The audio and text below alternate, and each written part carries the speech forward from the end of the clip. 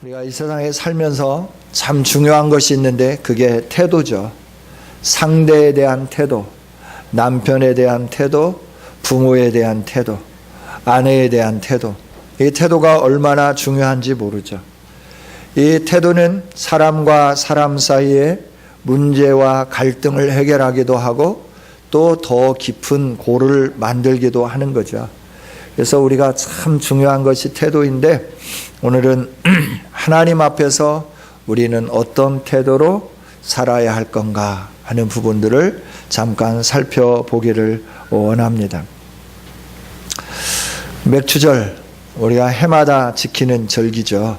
그래서 우리가 생각할 때마다 이거는 형식에 조차 행하는 거다 이렇게 생각할 수 있습니다.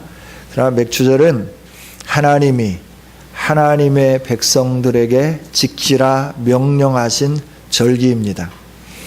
하나님의 백성들이 규모화되어서 국가를 이루었을 때 하나님은 그 백성들에게 하나님의 백성으로서 지켜야 할 최소한의 규범을 주셨죠. 그 이전에는 어떻게 했냐? 그 이전의 삶은 매일 하나님과 동행하는 삶이었죠. 아브라함이 그랬고 이삭이 그랬고 야곱이 그랬고 요셉이 그랬고. 그런데 이 개인적으로 가정적으로 하나님을 알고 하나님과 동행하던 삶에서 이제 오랜 세월 동안 종살이하게 되고 타국의 삶에 익숙해졌죠. 430년의 그 타향살이 속에서 그들의 삶은 하나님과 매일 동행하는 삶보다 점차적으로 세상에 익숙해진 삶을 살게 된 거죠. 이들을 그 소나귀에서부터 세상의 그 억압에서부터 건져내 주신 하나님은 타국의 삶에 익숙한 그들을 너는 나의 백성이다 말씀하시면서 하나님을 향한 태도 그리고 그에 합당한 그 인식 이것들을 정해 주시고 그 절기를 어떻게 지켜야 할 건가, 너가 하나님의 백성으로서 왕이신 하나님 앞에 어떻게 해야 할 것인가를 성경을 통해서 가르쳐 주시고 인도해 주시는 거죠. 저와 여러분이 상대를 대할 때 그에 대한 생각이 내 안에 있는 상대에 대한 생각이 그를 대하는 상대를 대하는 태도로 나타나게끔 되어 있죠. 하나님에 대해서도 마찬가지. 내가 하나님에 대해서 어떤 생각을 갖고 있느냐, 이게 하나님이 명령하신 이 명령을 지킬 때 내가 어떤 태도로 지키는가를 보게 되면 내가 하나님께 대한 태도가 어떠한가를 알 수 있게 되는 것이죠. 하나님이 어떤 분이신가를 알게 될 때 우리는 하나님에 대해서 바르게 경외하게 되고 경배를 다하게 되는 거죠. 하나님을 잘 모르면 범 무서운 줄 모르는 하루 강아지처럼 우리가 경거망동하게 행동할 수밖에 없죠. 하나님을 모르기 때문에 나타나는 태도들이죠. 하나님은 저와 여러분에게 절기를 지키라라고 명령해 주시고 그리고 우리의 태도를 보고 계시는 거예요. 우리가 충성을 다하는지 그렇지 않는지, 절기를 지키는 태도 그게 어떠한가를 바라다 보면서 하나님에 대한 우리의 그 마음을 하나님께서 알게 되고 보게 되는 거죠. 저와 여러분이 이 맥추절, 추수감사주일, 또 성령 강림주일, 성탄절 이 모든 행사들을 지키기 시작할 때 연중 행사로 지키느냐 아니면 하나님이 지키기 원하시는 절기이기에 내가 하나님의 백성으로서 정성을 다하느냐, 이것으로 인하여 우리가 하나님을 대하는 태도를 구별할 수 있다 하는 거죠. 오늘 말씀을 통하여서 우리는 내가 하나님이 원하시는 이 절기를 어떻게 지키고 있는가, 이 부분을 좀 점검해 보면서 내가 과연 하나님을 경외하는 자인지 그렇지 않은 자인지를 살펴보고 내가 하나님 앞에 바른 태도로 서서 하나님이 인정하는 자들이 되므로 하나님이 주시는 복을 풍성하게 누리는 우리 모두가 다 되어지기를 원합니다. 바른 태도로 하나님께 충성을 다하는 사람, 하나님 앞에 이 말씀대로 순종하는 사람은 어떤 사람이냐 그러면 은혜를 깨달은 사람이다 하는 거예요. 지난 주일 오후에도 말씀을 드렸죠. 충청도에서 서울에 올라와서 그 가방을 만들고 그러는 과정 속에 봉제 공장에서 수고하면서 이웃 사람들이 이런 아이가 있는데 좀 입양해서 키워보지 않겠냐. 그래서 그 두 아이들을 키우느라 결혼도 하지 못하고 일생을 다 바치면서 그를 녹록하게 키우지는 못했지만 최선을 다해서 키웠는데 둘째 아들이 도박에 중독이 되어서 자기 큰형이 돈 벌어서 은혜에 감사함으로 전셋집을 얻어주었는데 그 집에 불을 놓아버리는 이런 삶을 살았다. 그래서 지금도 수감 중이다 말씀을 드렸어요. 우리가 은혜 받는 것도 중요한데 그 은혜를 깨닫는 것이 더 중요합니다. 할렐루야. 그죠? 성경에 보면 하나님의 은혜를 깨닫지 못하면 백성이 망한다 이렇게 말씀을 했어요. 이사야서를 통해서 하나님이 하시는 말씀이 있어요. 그게 뭐냐 그러면 하늘이여 들으라 땅이여 들으라 라고 선포하면서 소들도 나귀들도 임자를 알고 주인을 안다. 그런데 나의 백성 이스라엘은 소나 나귀보다도 못하여서 내가 베풀어준 은혜를 깨닫지 못한다. 이렇게 탄식하고 계시는 거죠. 여러분, 우리가 하나님이 베푸신 은혜가 충만하고 넘쳐나는데도 불구하고 은혜를 받았는데 그게 은혜로 알지 못하면 우리는 아무것도 할 수 없는 거예요. 하나님의 은혜에 감사할 수도 없고 하나님께 우리가 바른 태도로 경배할 수 없다 하는 거죠. 종종 자녀들이 너가 그러면 돼.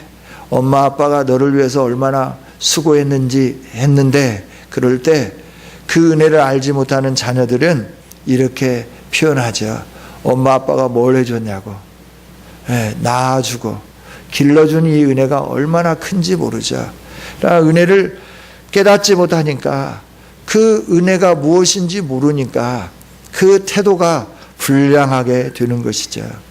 하나님을 알고 하나님이 베풀어 주신 은혜를 알 때 우리의 태도는 겸손해지고 우리의 태도는 올바러지게 되고 우리의 태도는 하나님을 경배하고 경외하는 자로 아름답게 서가게 되는 줄 믿습니다. 오늘 16편에 있는 말씀에도 보면 다윗이 고백한 고백인데요. 다윗은 하나님의 은혜를 깨닫고 난 다음에 이렇게 고백하는 것이죠. 내게 주신 여호와께서 내게 주신 모든 은혜를 내가 무엇으로 여호와께 보답할 수 있을까라고 고백해요. 그러니까 이 삶은 평탄한 삶이 아니었어요. 이 삶은 참 굉장히 어려운 삶이었어요. 그러니까 형제들한테도 인정받지 못하고 부모님한테도 막둥이 아들임에도 불구하고 존귀하게 여김을 받지 못했어요.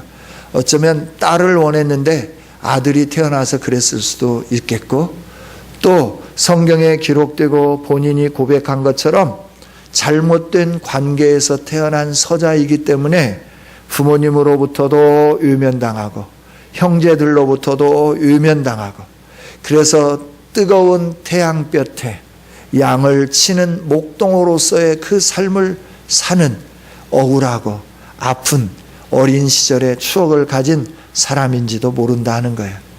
이 사람이 왕으로 선택을 받게 되고 난 다음부터 성령에 감동되어서 하나님의 능력이 임하게 되고 수금으로 노래할 때 사단이 떠나가고 사람의 마음에 평안을 가져다주는 그런 은혜가 있었죠. 골리앗을 죽였는데도 불구하고 장인이 자기를 죽이려고 하죠. 정예화된 군인들을 끌고 다니면서 자기 사위를 잡아서 죽이려고 애를 쓰는 거예요. 왜냐하면 그가 왕이 될 줄 알았기 때문에. 자기의 아들을 왕으로 세워야 되는데 사위가 왕이 되는 것이 못마땅해서 그 자기의 사위를 죽이려고 얼마나 애를 썼는지 모른다라고 하는 거죠. 그 위기, 그 어려운 상황, 곰과 사자가 양을 해하려고 할 때 곰과 사자의 턱을 붙잡고 수염을 붙잡고 그 턱 안에 들어있는 양을 구원해내면서 사투를 벌였던 그 생명의 위협을 느꼈던 그 여러 곳에 곰의 발자국이 나 있고 사자의 이빨 자국이 나 있고 여러 가지로 힘들고 어려웠던 그 삶이었는데 그는 하나님의 은혜를 깨달았죠. 그 은혜가 뭐냐 그러면 하나님이 나를 사랑하심을 내가 압니다 라고 고백하는 거예요. 여러분, 하나님이 우리를 사랑하심을 알게 될 때 저와 여러분은 하나님 앞에 바르게 서 있게 될 줄 믿습니다. 오늘 116편에 있는 말씀을 보면 내 음성과 내 간구를 들으십니다. 사랑하기 때문에 내가 말하는 소리를 들어주는 거예요. 언제 말하느냐 그러면 위기 속에서 말하는 거죠. 위기 속에서. 어떤 위기냐? 3절에 보면 사망의 줄이 나를 두르고 스올의 고통이 내게 이르는, 그래서 환난과 슬픔을 만나는 상황 속에서 내가 하나님께 기도했다 하는 것이죠. 하나님을 향하여 부르짖었다 하는 거예요. 그 기도가 뭐냐 그러면 내 영혼을 건지소서라고 기도를 했는데 하나님이 은혜로우시고 의로우시고 긍휼이 많으신 하나님께서 순전하게 하나님만 바라보는 자기를 지켜주시고 어려울 때 자기를 구원해 주셨다 하는 거죠. 평안함으로 역사해 주셨다는 거죠. 이걸 자기의 생애를 통해서 다윗은 느낀 겁니다. 그리고 하나님이 나를 얼마나 사랑하는지. 이 세상에서 하나님께 기도하는 사람이 나만 기도하겠습니까? 우리 교회만 기도하겠습니까? 우리 대한민국의 백성들만 기도하겠습니까? 온 세계에 하나님을 아는 모든 사람들이 모두가 다 하나님의 이름을 부르고 하나님께 기도하고 하나님의 얼굴을 구하면서 나가죠. 모두가 다 기도하는데 그 기도의 응답을 받는다는 거 얼마나 소중한 일인가 하는 거예요. 여러분, 사랑하는 사람이 여러분에게 뭔가를 말할 때 여러분 그걸 귀담아 듣지 않아요? 그리고 그 사람의 말을 귀담아 듣고 그 사람이 필요한 것이 이거구나 그러면서 그거를 준비하고 선물로 주기도 하고 그에게 필요한 모든 걸 다 공급해 주잖아요. 사랑하면 모든 걸 다 주게끔 되어 있습니다. 다윗이 하나님 앞에 이런 위기 속에서 기도했을 때 사망이 줄로 자기를 묶는 것과 같은 상황, 지옥의 고통이 자기에 이르러서 자기의 지옥에 들어간 것과 같은 상황, 환난과 슬픔을 만나고 그리고 그 어려움을 만나는 순간 속에서 내 영혼을 건져주소서라고 기도했더니 은혜를 베풀어 주시고 의로움으로 함께 해주시고 긍휼로 역사해 주셔서 어려움의 상황 속에서 자기를 건져주셨다라고 하는 거예요. 평안으로 돌아가게 해주셨다는 거예요. 후대하게 해주셨다고 하는 거예요. 사망에서 건져주시고 눈물을 닦아주시고 넘어짐에서 일으켜 주시는 그 은혜가 자기에게 임한 것을 바라다 보면서 하나님 나를 이렇게 사랑해 주셔서 감사합니다 라고 고백하고 그 은혜에 감사하면서 하나님 앞에 바르게 서가고 하나님의 이름을 높이고 하나님을 영화롭게 하는 그 자리에 서 있는 것을 보게 되는 것이죠.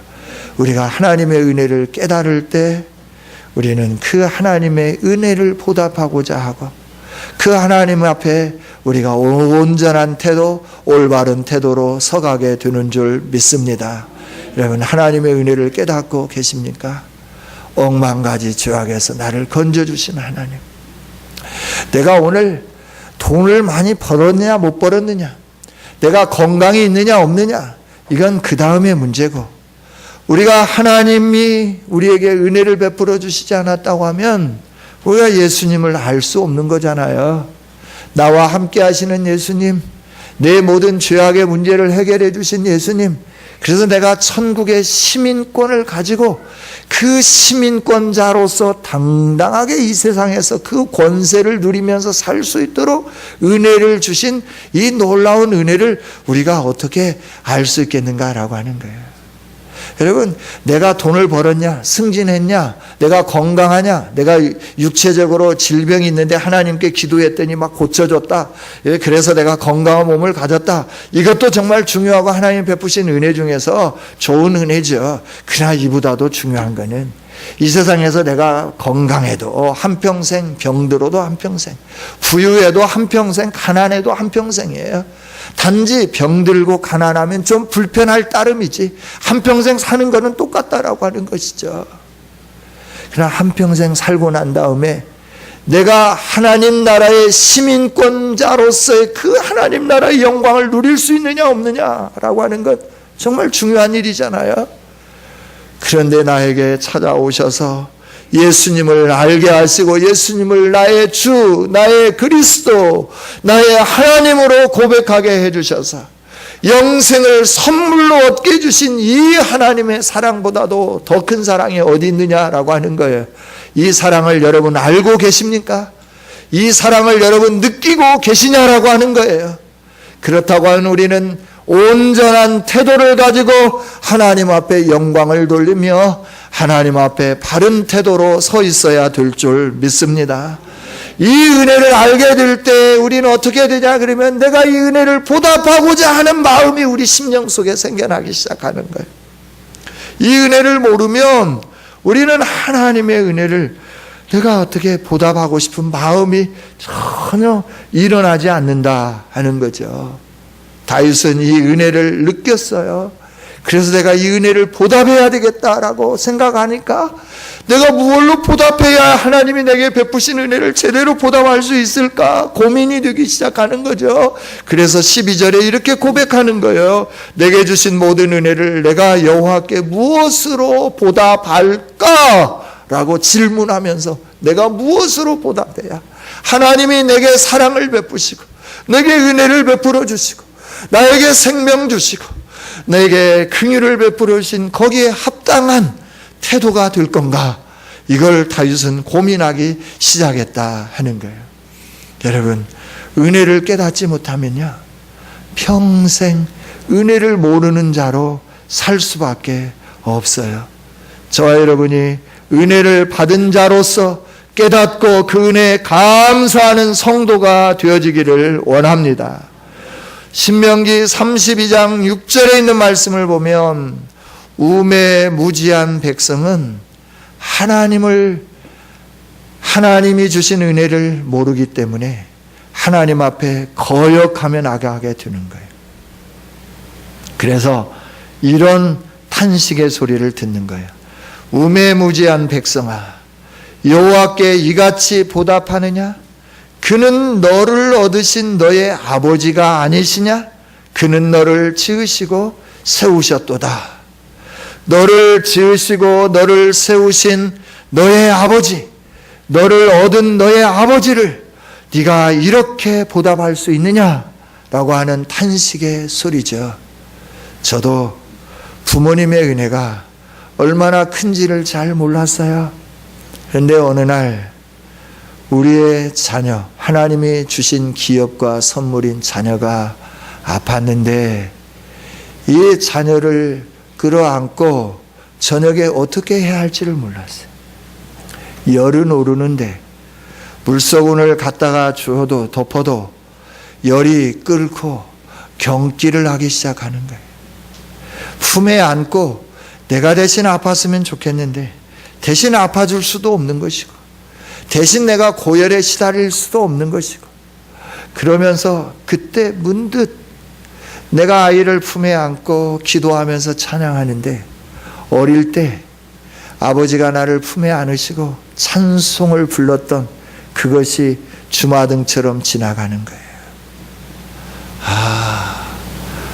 내가 내 자녀를 이렇게 사랑하기에 그를 끌어안고 얼음 물수건을 가지고 열을 내리면서 하나님, 이 아이의 고통을 걷어가시고 내가 할 수만 있으면 이 아이가 고통스러워하는 걸 내가 고통을 당하겠으니 낫게 해달라고 기도하는 그 심정이, 내가 이 아이를 사랑하기에 그렇게 기도했구나, 아버지가 나를 사랑하기에 그 불덩이 같이 뜨거운 몸뚱아리를 안고 기도하고 찬송하고, 지금처럼 의료체계가 좋아서 응급실로 달려가면 응급실에 가서 해열제를 맞게 되고 옷을 벗기고 좀 있으면 그 열이 내리고 평안하게 잠잘 수 있는 세상도 아니잖아요. 옛날에는 병원도 없었어요. 병원도 어쩌다 하나밖에 없었어요. 병원비도 너무너무 비쌌어요. 한밤중에 병원까지 가려고 하면 16km를 가야 되는데 가다가 날 새죠. 그러니 한겨울에는 어떻게 할 수가 없는 거죠. 그래서 부둥켜 안고 울면서 기도한 거죠. 그래서 그때부터 부모님이 나를 이렇게 사랑하셨구나, 그냥 나를 사랑하신 게 아니라 이렇게 사랑하면서 진자리 마른 자리 갈아 넣으시며 나를 위하여 이렇게 애쓰시고 밤잠 주무시지 아니하시면서 나의 고통과 함께 고통하시면서 그랬구나 라고 하는 걸 느끼게 되니까 눈에서 눈물이 고이기 시작하는 거예요. 부모님이 이렇게 나를 사랑하시고 은혜를 베풀어 주셨는데 내가 부모님에 대해서 행한 일을 보니까 그 태도가 불순했더라라고 하는 거예요. 부모님이 말씀할 때 내 마음에 들지 않으면 싫어요 라고 대답했고, 그것이 회개가 되어지기 시작하고 어떻게든지 부모님에게 잘해야 되겠다 하는 생각이 들기 시작하는 거예요. 그래서 아무리 잘해도 우리 머리를 뽑아서 부모님이 심고 다닐 수 있는 집신을 만든다 하여도 부모님이 우리에게 베푸신 은혜 어떻게 우리가 보답할 수 있겠어요? 보답이 안 되죠. 하나님이 우리에게 베푸신 은혜가 어떻게 그렇게 우리의 무엇으로 보답할 수 있겠어요? 우리가 무엇을 가지고 보답한다고 그 은혜에 보답할 수 있겠는가라고 하는 것이죠. 여러분, 하나님이 베푸신 은혜는 수만 가지입니다. 수천 가지입니다. 그 은혜를 우리는 받았습니다. 그러나 우리가 그 은혜를 깨닫지 못하기 때문에 저와 여러분이 하나님 앞에 하나님을 경배하며 하나님 앞에 서가는 태도가 불순하게 되는 거예요. 공손하지 못하게 되는 거예요. 하나님이 명령하신 이 명령을 우리가 합당하게 지키지 못하는 거예요. 그래서 창세기 4장에 나오는 가인과 같이 내가 원하는 대로 모든 것을 행하면서 하나님이 왜 내가 하나님 앞에 드리는 예물을 받지 않나 불쾌하게 생각하고 하나님 앞에 기분 나빠라 생각하는 이런 태도를 갖게 되는 것이죠. 여러분, 하나님은 아낌없이 우리에게 사랑을 베풀어 주셨습니다. 독생자를 아낌없이 내어주셨습니다. 이 하나님의 은혜를 깨닫는 저와 여러분이 되어지기를 원합니다. 아낌없이 주는 나무처럼 어릴 때는 나무를 타고 놀도록 하나님이 그렇게 우리에게 은혜를 주셨어요. 좀 더 커서는 그네를 탈 수 있도록 그네를 매면서 그 그네를 탈 수 있도록 은혜를 베풀어 주셨어요. 성장에서는 그 나무를 잘라서 배를 만들어 배를 타고 미지의 세계를 항해할 수 있도록 그 배가 되어주는, 그래서 그 자기의 몸이 잘려나가지만 고통스럽지만 우리를 위하여 모든 것을 다 주시는 하나님으로 계셨어요. 아무것도 행할 수 없을 때, 늙어서 걷지 못할 때 그 그루터기에 앉아서 편히 쉴 수 있도록 우리에게 모든 것을 다 허락해 주신, 아낌없이 모든 것을 다 주었던 나무처럼 하나님은 우리에게 모든 것을 다 허락해 주신 하나님이신 줄 믿습니다. 이 하나님을 알고 하나님의 은혜를 깨닫는 우리 모두가 되기를 원합니다. 그래서 이 다윗과 같이 하나님이 내게 주신 은혜를 내가 무엇으로 보답할꼬? 라고 고민하면서 하나님, 내가 무엇으로 보답해야 하나님이 내게 주신 은혜에 합당한 예물을 드릴 수 있고 태도를 취할 수 있는 것인지 알게 해주세요. 기도하는 우리 아름다운 성도들이 되어지기를 원합니다. 다윗이 그 하나님의 은혜를 깨닫고 하나님 앞에 내가 무엇으로 하나님을 기쁘시게 해드릴까, 그 은혜에 보답하는 방법을 찾기 시작했죠. 그리고 찾아냈습니다. 그러면서 이렇게 고백하는 것이죠. 뭐라고 고백하느냐? 나는 구원의 잔을 들고 여호와의 이름을 부르겠다라고 말씀해요. 하나님이 나를 사랑해 주시고 나를 구원해 주신 그 은혜에 감사하며 하나님께 영광 돌리겠다라고 하는 것이죠. 성도 여러분, 여러분이 무엇이 있을 때만 하나님께 감사합니까? 건강할 때만 감사합니까? 건강을 하나님이 좀 더 가져가셨다고 여러분 하나님을 원망하고 계시지는 않습니까? 물질을 주실 때는 감사했는데 좀 걷어갔다고 여러분 원망하고 계시지는 않습니까? 여러분에게 직장에서 잘 나가게 해주시다가 좀 주춤하게 했다고 원망하고 계시지는 않느냐라고 하는 거예요. 정말 우리를 구원해 주신 그 하나님 은혜에 감사하면서 하박국처럼 고백할 수 있는 우리 모든 성도들이 되기를 원합니다. 비록 무화과 나무가 성치 못하고 포도나무에 열매가 없고 감람나무에 소출이 없으며 밭에 식물이 없고 우리의 양이 없으며 유양간에 소가 없을지라도 나는 여호와를 인하여 즐거워하며 나는 구원의 하나님으로 인하여 즐거워하리로다 고백할 수 있는 우리 성도들이 되기를 원합니다. 뭐가 있어서가 아니라 내가 하나님의 자녀됨에 대해서 감사하고 하나님이 내 아버지됨에 대해서 감사하고 하나님이 나를 사랑하심에 대해서 감사하고 조금 주었다가 가져가시고 건강하게 하셨다가 좀 불편하게 하실 수도 있고 물질을 좀 풍요롭게 주어서 남들 앞에서 폼 잡게 하셨다가 좀 걷어감으로 말미암아 째째하게 살 수도 있는 것이죠. 그게 뭐 그리 대수입니까? 이 세상에 살면서 그게 뭐가 대수예요? 괜찮습니다. 하나님이 나를 알아주시는 것이 너무너무 감사한 거예요. 하나님이 나를 아시고 택하시고 정하시고 구속하여 주시고 너는 내 것이라 말씀하시고 내가 너로 하여금 구원의 영광에 이르게 하겠다라고 하는 이 약속만큼 중요한 게 뭐가 있냐라고 하는 거예요. 다 놓고 갈 거잖아요. 병들어도 죽고 건강해도 죽어요. 돈이 많아도 죽어요. 돈이 없어도 죽어요. 별로 좋은 음식 안 먹고 살아도 죽고 좋은 음식만 골라가면서 먹어도 죽어요. 우리의 일생은 다 정해졌어요. 그러나 하나님이 나를 알아주신다는 것, 이거 얼마나 좋은 일이에요. 이거 얼마나 감사한 일이에요. 그래서 하박국처럼 우리가 좀 즐거워했으면 좋겠어요. 어떤 문제를 바라다 보고 하나님 왜 그래요?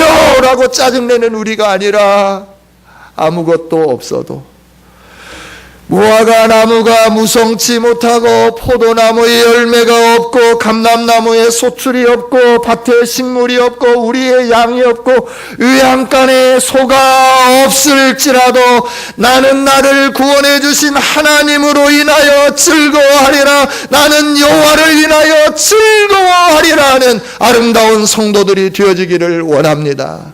이게 구원의 잔을 높이 들고 하나님을 찬양하는 아름다운 모습이에요. 환경과 상관없이 하나님을 노래하는 거예요. 환경과 상관없이 하나님 앞에 기뻐하며 감사하는 거예요. 이렇게 하나님 앞에 기뻐하고 감격스러워하고 감사하기 시작할 때 어느덧 하나님의 나라가 임하게 되고 하나님의 통치가 이루어지기 시작하고 하나님의 영광이 충만한 삶이 되어지게 되는 줄 믿습니다. 우리가 그래서 이 하나님 앞에 서 있는 올바른 태도 중에 한 가지가 감사하는 거예요. 늘 감사하는 저와 여러분이 되어지기를 원합니다.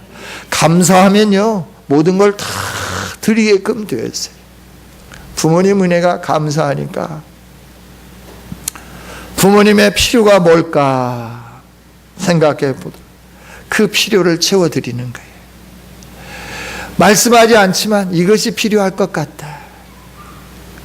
돈이 필요할 것 같으면 용돈을 드리는 거고 물건이 필요할 것 같으면 물건을 사드리는 거예요. 투도어 냉장고가 필요할 것 같다. 우리 집은 없어도 부모님에게 먼저 사드리는 거지. 에어컨이 필요할 것 같다. 부모님에게 먼저 해드리는 거야.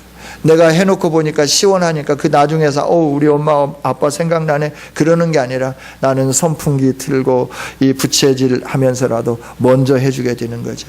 은혜를 알면 그런다라고요. 은혜를 알면, 하나님의 은혜를 알면 우리가 감사하면서 하나님 앞에 서가게끔 되어 있어요.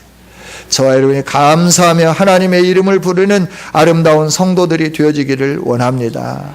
감사하는 자들에게 하나님의 복이 임하는 거예요. 감사하는 자들에게 하나님의 복이 임해요.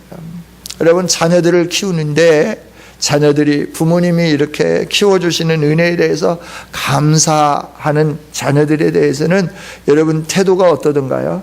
다 주고 싶어요. 막 주고 싶어요. 무엇이든지 주고 싶어요. 더 주고 싶어요. 불러가지고, 말하지도 않는데 불러가지고 귓속말로 대고, 야, 너 용돈 필요하지 않아? 괜찮아요. 아니야, 아빠가 용돈 줄게. 지갑을 열어서 그냥 그 5,000원짜리 한 장 주려고 이렇게 막 돈 지갑에서 이렇게 잘못 빼면 안 되니까 막 이렇게 헤아리는 게 아니라 그냥 그 중에서 그냥 그 신사임당 그려진 그림 막 그게 뭐 몇 장인가 보지도 않고 있는 대로 막 쭉 뽑아갖고 막 주는 거야. 너만 가지고 써. 모르게 써라. 기죽지 말고 써라. 이러는 거야.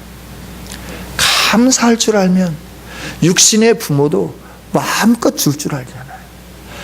전능하신 하나님께서 감사하는데 우리에게 주시지 않겠는가라고 하는 거예요. 할렐루야, 할렐루야. 그저 나 같은 게 무언데 하나님이 나를 이 60억의 지구 중에서 나를 상세전에 미리 나를 예정해 놓으셨대요. 1950년대 대한민국 땅, 이 전라도에 태어날 걸 예상하시고 그 부모님들에게서 내가 태어나서 성장할 걸 예상하시고 나로 하여금 그 믿음의 가정에서 태어나게 하시고 주일학교에서 성장하면서 잠깐 뭐 그냥 맨날 교회만 다니느냐, 뭐 세상이 좋지 않냐, 세상도 한번 구경해 보면 어쩔까 해가서 끼웃거리는 나를 이렇게 잡아다가 하나님의 은혜 속에 계속해서 머물게 해주시면서 이 얼마나 중요하고 크신 은혜냐라고 하는 거예요. 우리는 그 은혜 모르니까 감사를 모르는 거예요. 저 여러분들 감사하는 성도들이 되기를 원합니다. 할렐루야. 그렇습니다. 오늘 말씀을 통해서 우리가 태도에 대해서 생각해 봤어요. 하나님에 대한 태도. 우리는 지금 어떤 태도로 오늘 이 자리에 있고 하나님이 지키기를 원하는 절기를 지키고 계시는가라고 하는 거예요. 하나님이 이 절기를 만들고 너의 순양을 갖고 와라, 순염소를 가져와라, 하나님이 배고프셔서 그런 게 아니에요. 우리의 태도를 보시고 그 태도에 합당한 은혜와 복을 주시기 위해서 하나님이 우리를 부르시고 계시고 말씀하고 계시는 거예요. 엄마 아빠가 아이들의 그 아이스크림 한번 먹고 싶어서 그러는 게 아니에요. 엄마 아빠를 사랑하는 마음이 얼마나 가득한가 하는 것을 보기 위해서, 아야, 아빠 그 사탕 한 번만 빨아먹으면 어쩌겠니? 싫어. 가지고 왔으면 더 많이 줄 건데. 이런 마음이 들잖아요. 여러분, 우리가 하나님 앞에 드리고 또 드리고 또 드리면 하나님은 우리에게 채워주시고 채워주시고 또 채워주실 줄 믿습니다. 이것째 아니고 저것째 아니고 하나님 드릴 게 없습니다 이러면 하나님이 주실 때도 이것 빼고 저것 빼고 그리고 조금밖에 안 주시는 거예요. 그러나 하나님 앞에 내가 없어도 내가 하나님을 사랑함으로 하나님 은혜에 감사함으로 모든 것이 다 하나님께로부터 왔음을 기억하면서 하나님 감사합니다 하면서 뒤를 바라보지 않고 계산하지 아니하고 하나님 앞에 드릴 때 하나님은 계산하지 않고 저와 여러분의 삶 속에 채워주실 줄 믿습니다. 이런 은혜가 임하기를 원합니다. 이렇게 하나님 앞에 바른 태도로 서가면서 바르게 하나님을 경배하면서 바르게 하나님께 감사해서 하나님이 주시는 풍성한 복을 누림으로 기쁨으로 즐거움으로 찬양으로 영광 돌리며 모든 사람들에게 하나님은 이런 분입니다 라고 선포할 수 있는 믿음의 용사들이 되어주시기를 주님의 이름으로 축원합니다. 하나님 감사합니다. 오늘도 우리에게 소중한 말씀 주셨습니다. 이 말씀 듣고 흘려보내는 자들 되지 않게 하여 주시고, 이 말씀을 듣고 깨달은 대로 행하는 믿음의 용사들이 되어지게 하여 주시옵소서. 하나님이 말씀대로 지켜 행함으로 30배, 60배, 100배의 열매를 거두는 복 있는 성도들이 되어지게 하여 주시옵소서. 하나님, 그럴 수 있도록 성령으로 기름 부어주시고 능력으로 역사해 주시고 하나님의 권능으로 함께하여 주시옵소서. 오늘도 우리가 이렇게 하나님 앞에 예배하게 해주시고 이렇게 은혜를 누릴 수 있도록 복을 주심에 감사드리옵고 예수님의 이름으로 기도하옵나이다. 아멘. 아멘.